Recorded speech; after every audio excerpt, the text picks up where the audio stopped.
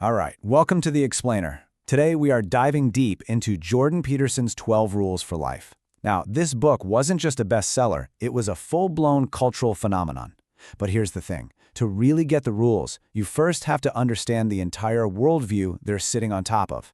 So the big question is, why did a book of rules connect with so many people? Let's get into it. Okay, so right out of the gate, the book throws a really provocative idea at you. It makes this point about Moses, right? God didn't hand down the 10 suggestions. No, he gave commandments. And that distinction, that's absolutely central to the whole philosophy here. The argument is that what we as human beings actually need isn't just some gentle advice, we need real solid structure. And that really gets to the core of the problem the book is trying to solve. You see, the idea here is that total, absolute freedom, well, it isn't actually freedom at all. In fact, it can be a super quick way to just become a slave to your own worst impulses. And that path leads straight to chaos. So the rules are framed as, the necessary guardrails you need to actually aim higher in life. All right, so to really grasp these rules, we've got to first look at the map of reality the book draws for us. It basically breaks down all of human experience, this whole landscape it calls being, as this constant dance between two massive fundamental forces. So force number one is order. The easiest way to think about this is, well, it's everything you know, everything that's predictable. It's society, it's tradition, it's your daily schedule, even the traffic lights.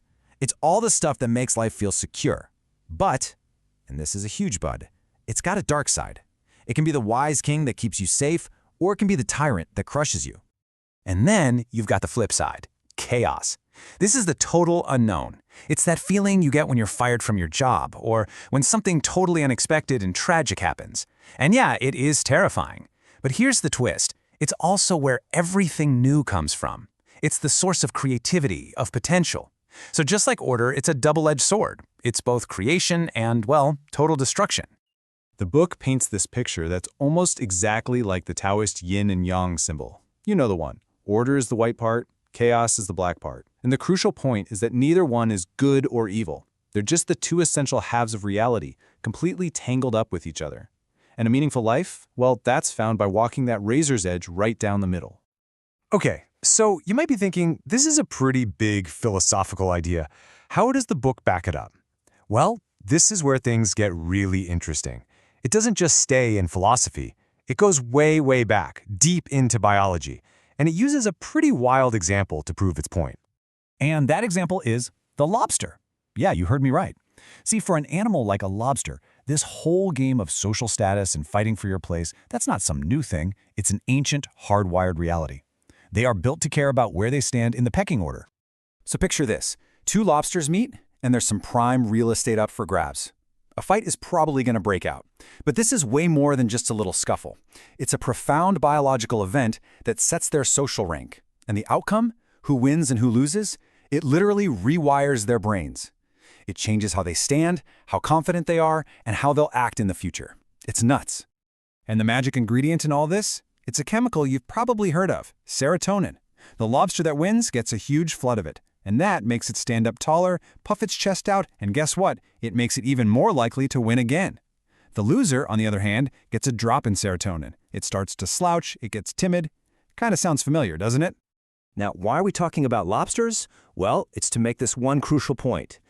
These systems, these hierarchies, are unbelievably ancient. The neural circuits that deal with your status, they've been around for something like 350 million years. Let me put that in perspective for you. That is older than trees. Trees! So the argument being made is that this idea of hierarchy isn't just some recent cultural fad that we can choose to get rid of. Nope, it's presented as a permanent feature of the landscape of life itself, something we've had to deal with forever. Okay, let's follow this logic. If dealing with hierarchy is just a basic part of biology, then what's the big deal for us? What makes the human experience so uniquely difficult, so full of suffering? According to the book, the answer isn't out there in the world. It's in here. It's in the tragic, powerful capability of our own minds. What is it? It's self-consciousness. A lobster doesn't know it's a lobster, but we know. We are painfully aware of how fragile we are. We know we can get hurt, we know we can get sick, and we know with absolute certainty that we are going to die. And that knowledge, right there is pointed to as the source of our deepest, most profound anxiety. But it gets even darker. This awareness leads to a really chilling conclusion. It gives us a capacity that no other animal has, the ability to be truly, intentionally evil. Why? Because we know what it feels like to be hurt. And that means we know exactly how to hurt someone else, on purpose, deliberately. That's a uniquely human problem. So, let's recap. We've got this world of order and chaos. We've got this ancient, lobster-like drive for status. And on top of all that, we have this uniquely human awareness of our own suffering and our capacity for evil. Man. So, faced with that whole mess, what's the solution? What's the antidote? Well, the answer the book gives is not try to be happy. In fact, it argues that chasing happiness is kind of a fool's game. Life is full of suffering, right? So happiness is always going to be temporary. The real antidote, the thing that gives you the strength to keep going, isn't happiness. It's meaning. A deep sense of meaning is what allows you to withstand all the tragedy that life throws at you. So, where do you find this meaning? The answer is by voluntarily picking up your burden, by choosing to face life head-on. And it starts with something surprisingly physical. You adopt a posture of competence. Literally, you stand up straight with your shoulders back, just like that winning lobster. From there, you work inward. You stop doing the things you know are wrong. And then you work outward. You commit to speaking the truth, or at the very least, you stop telling lies. So really, the big takeaway is this. It all comes down to individual responsibility. That's the key. The path forward is to aim at making being itself better. And you do that by taking responsibility for your own little slice of the world, by putting your own mind in order first.